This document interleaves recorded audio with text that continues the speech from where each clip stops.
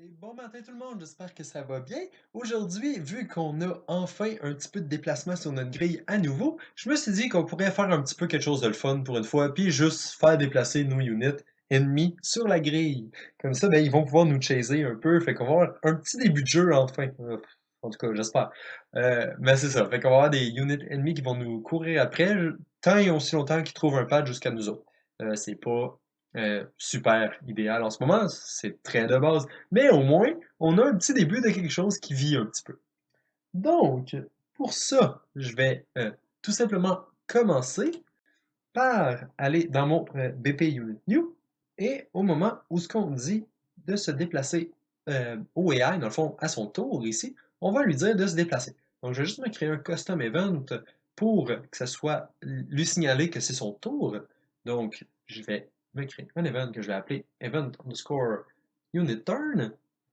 C'est ici que je vais tout simplement caller si mon if n'est pas un player unit ici. Donc, comme c'est ici, je vais juste le renommer enemy unit turn parce que, bah, c'est un ennemi, parce que c'est pas un player. On va dire que ça fait du sens. On va attacher ça ici, on va aligner le tout, et on va aller en bas pour travailler là-dessus. En bas, à droite, bon, à droite. Oui, correct, à droite. Ou en bas, bon, en bas. C'est difficile de se décider. Et voilà. Donc, maintenant, un petit peu de logique. Donc, on va faire un if avec le isMoving ici, pour savoir si, dans le fond, on va réappeler cette fonction-là à chaque fois si on veut que la unit se déplace, puis sinon, si on veut que la unit fasse des actions. Donc, le isMoving, c'est à ça que ça va servir. Je vais prendre mon game mode et je fais getter les combat teams. Je vais getter une copie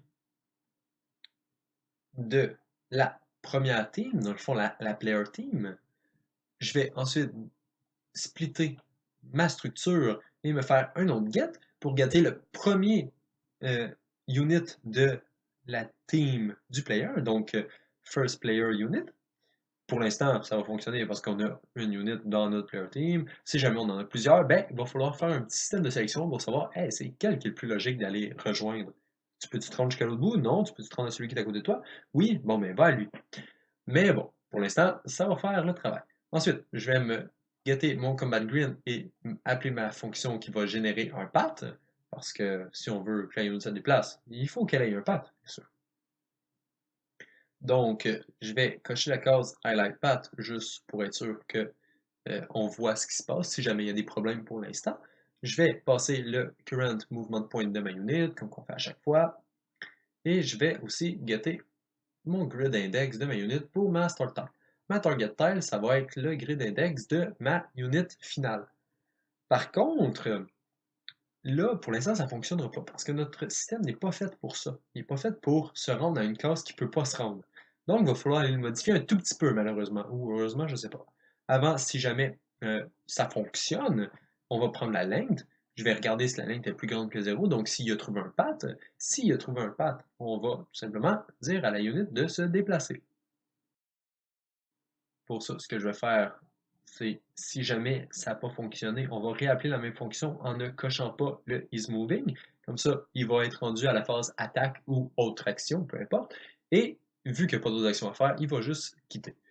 Si jamais il y a un path, on va tout simplement appeler notre event qu'on s'était créé dans la vidéo précédente de Move Along Dispat en lui passant le path. Et il va s'occuper du travail pour toujours. Par contre, il va juste falloir s'assurer qu'une fois qu'il a fini de se déplacer, qu'on réappelle cet event-là. Donc, je vais juste copier le code qu'on avait au tout début, en début de tour ici, pour le remettre là, si jamais, une fois qu'on a fini de se déplacer, on appelle notre event en lui disant de ne pas se déplacer. Dans le fond, que sa recherche de patte est terminée et qu'il est maintenant rendu à l'étape d'attaquer. Ou de passer son tour parce que son tour est fini. Donc, maintenant, si on essaye ça, on va aller voir ce que ça donne sur lui-ci. On va faire fight. Oh, les units passent directement leur tour. Ouais, c'est pas mal ce que je pensais. Le système ne fonctionne pas par défaut à cause de tous les calculs qu'on avait fait qu'il va falloir modifier un tout petit peu là-dedans. Donc, je vais aller dans ma fonction. Je vais me rajouter un nouvel input ici pour les acteurs qu'on voudrait ignorer. Euh, Pourquoi ajouter une variable d'acteur to ignore? Je vais vous expliquer ça rapidement. Je vais juste me créer ma variable avant. Donc, un array d'acteurs, ici, voilà. Dans le fond, c'est parce que toutes les units, quand on leur dit de se déplacer à une case, ils regardent s'il y a une, une unit sur la case, mais elle ne pourra pas se déplacer jusque-là parce qu'il y a quelqu'un sur la case.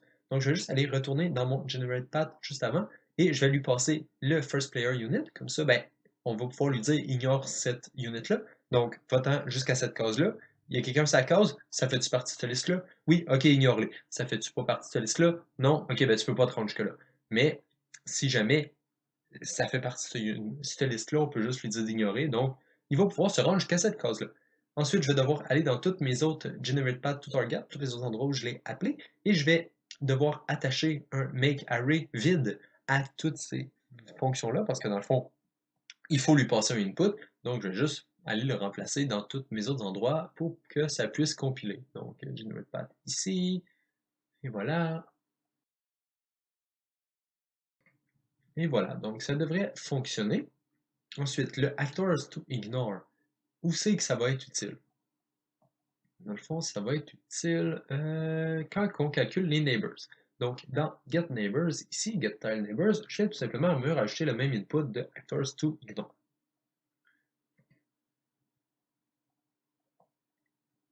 Hop, il y a encore ici. Ok, c'est ici que ça ne compile pas. Parfait, on va getter le Actors2Ignore qu'on vient de passer en input dans notre GeneratePath2Target à notre getTileNeighbors. Ça ici. Et c'est là qu'on va s'en servir. Donc, au moment où ce qu'on regarde si le unit on the style est égal à nul, je vais aussi regarder si le actors to ignore contains le unit on this style. Donc, que ce soit un ou l'autre, ça va être correct. Donc voilà, je vais me faire un petit OR ici pour être sûr que ce soit un ou l'autre. Et ensuite, je vais l'attacher au end. Donc, s'il n'y avait personne sur la case ou si la unit sur la case est un acteur to ignore, on peut continuer. Donc maintenant, peut-être que les units devraient pouvoir se déplacer jusqu'à moi. On va voir ça. Ok. Pas grand-chose qui se passe. Ouais. Non, ça fonctionne pas. On va aller voir pourquoi. Donc, ce qui manque, dans le fond, hmm, ça devrait fonctionner, je crois. Je pense qu'on avait un autre endroit où on regardait si la unit était, si la case était déjà occupée. Donc, je vais juste copier le actors to ignore ici. Ouais, c'est ça, ici au début. Au tout début, si jamais la unit, la case était pas inoccupée, dans le fond, s'il y avait quelqu'un sur la case, on faisait absolument aucune logique. Donc, je vais pouvoir me faire la même comparaison ici pour vérifier si jamais il y avait la unit qui était sur la case, c'était pas une unit valide. Dans le fond, c'était pas une, c'était une unit qu'on devait ignorer. Je vais juste supprimer l'ancienne node, attacher celle-là à la place, et voilà. Donc, maintenant, est-ce que ça fonctionne? J'espère que oui. Avant, ah oui, c'est ça. Je pense que j'avais oublié un petit truc. Ouais, il y avait ça aussi. Le is moving, il était décoché dans le moment où ce qu'on disait à la unit de se déplacer. C'est sûr que ça aide pas dans ce temps-là. Donc là, ces deux ensemble, ça devrait fonctionner. Donc maintenant, si on dit à unit, oh yes, la jaune se déplace. Ouf, elle vient de rentrer en collision avec moi, mais au moins elle se déplace. Ok, c'est déjà un bon début. L'autre d'après, c'est pas déplacé. Parce que la unit était sur ma case. Donc si elle est sur ma case, il y a quelqu'un sur la case autre que la unit to ignore. Donc la case est prise. Mais par contre, là, c'est pas super pratique que la unit se rende jusqu'à, dans le fond, sur moi. Qu'elle prenne ma position, c'est pas vraiment ce qu'on veut. Donc, au moment où on return le path ici, on va faire une petite modification au path pour enlever la dernière case si jamais il y avait quelqu'un sur la case. Parce que dans le fond, en temps normal, ça arrivera pas. C'est vraiment juste dans le cas d'un AI, donc on va voir que ça va fonctionner comme ça. Donc si on get le current path, on get la length, on get son dernier index, donc length-1, on get une copie du dernier élément dans cette liste-là. On va aller regarder dans notre structure de tile, donc getStructile, on va faire un find avec l'élément qu'on vient de trouver, donc dans la dernière case de notre path. On va regarder s'il y avait une un acteur sur cette case-là. Donc, split, et on va faire un unit of this style. Donc, je vais regarder s'il n'est pas égal à nul. Et il va faire un if avec ça. Donc, s'il y avait un acteur sur cette case-là, dans ce cas-là, ce que je vais faire, c'est que je vais faire un current path, je vais remover un index ou un item, on va remover un item, let's go. On va prendre le dernier item, dans le fond, celui qu'on va calculer, s'il y en avait un, et sinon, on va tout simplement passer à la suite. Donc, aligner ça un tout petit peu, je ne sais pas trop comment placer ça. Ici, ça devrait être bien, pour l'instant en tout cas, on va y aller comme ça. Donc voilà, donc après avoir remove, on peut outputter l'array, et voilà. Donc, on enlève le dernier élément de la liste si jamais il y avait quelque chose sur la case. C'est peut-être pas la meilleure façon de faire, mais pour l'instant, vu qu'on n'a pas du AI vraiment complexe, ça va faire le travail. Ok, donc maintenant, je suis sur une case, on va commencer le combat. La verte se déplace, la jaune se déplace, oh, ok. Ok, la verte se déplace, l'autre verte là-bas, elle bouge pas. Ça, je pense que c'est parce qu'elle est trop loin. Donc, ça, c'est une autre chose. Elle est trop loin. Ces mouvements de pointe ne sont pas faits pour se rendre jusque-là. Donc, on va se faire une autre petite condition. Donc, la condition, ça va être allo partial path. Dans le fond, les paths partielles. Donc, si on dit à la unit, OK, tu peux calculer le path au complet, au final, je m'arrangerai pour avoir un path qui se rende le plus loin possible que tu peux selon ce path-là. Et ensuite, je vais utiliser ce path-là. Donc, je vais juste l'ajouter à mes deux booléens de check au tout début. Et ensuite, je vais aussi aller l'ajouter ici à mon inMovementPoint, que si mon mouvement point est plus petit ou égal, ou qu'on peut faire un path partiel, on va continuer. Donc, dans tous les cas, en ce moment, on devrait calculer un path complet. Donc, qu'on ait de mouvement point ou pas, en remplaçant ces trois petites places-là, en mettant une vérification un petit peu plus lousse, ça devrait fonctionner. Pour aller tester ça, je vais devoir aller cocher le Allo partial path dans mon unit au moment où on lui dit de se déplacer. Donc, on va aller tester là pour voir déjà en partant si les units peuvent se déplacer jusqu'à moi, peu importe la distance. Donc, je vais aller me mettre à l'autre bout. Et voilà. Ils peuvent. C'est pas idéal, mais ils peuvent. Donc, c'est déjà un bon début. Là, il faut juste aller filtrer ça pour dire que, ben, il faut t'arrêter de bouger un moment donné, parce que sinon, ça ne fonctionnera pas. Donc, je vais prendre mon current movement point ici. Et je vais aller à la fin, au moment où on remouvait le dernier index, on va faire d'autres modifications du path. Donc, je vais getter mon allo partial path, parce que c'est des modifications qu'on veut faire juste au moment où on allo un partial path, parce qu'on ne veut pas remover des trucs pour rien. Comme ça ici. Si ce n'est pas un partial path, on va tout simplement passer à la fin, comme qu'on faisait avant. Donc voilà. Ensuite, pour ce qui est des modifications, je vais prendre mon current path et je vais le mettre en local variable que je vais appeler temp current path parce qu'on va le modifier. Donc, temp current path, copy for partial path, quelque chose comme ça, histoire de faire un nom de variable vraiment long. Donc, on va le modifier, on va remover des éléments dedans et ensuite, on va le réutiliser pour setter notre path. Donc, je vais faire une for each loop dans mon current path. Pas mon nouveau path, là. Vraiment le current path, pas le path temporaire. Parce que sinon, si on modifie l'array pendant qu'on fait une for each loop dedans, le résultat n'est pas super génial. Donc, je vais prendre mon array element. Ici, on va faire le même check qu'on faisait avant.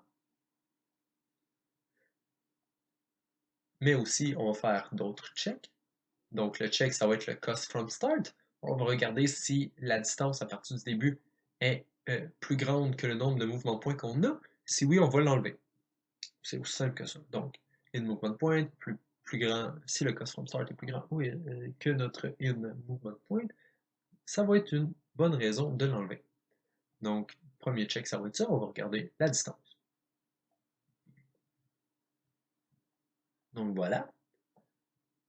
Si ce n'est pas le cas, on va regarder notre deuxième critère qu'on avait. Donc, si la case n'est pas égale à nul et que c'est la dernière, donc un end, donc l'array index ici, on va l'utiliser pour faire un égal ici. On va tout simplement comparer les deux index, pas besoin de getter l'array comme qu'on faisait avant parce que on le fait déjà, on est déjà dans une loop qui loupe au travers de tous les arrays, les éléments de l'array.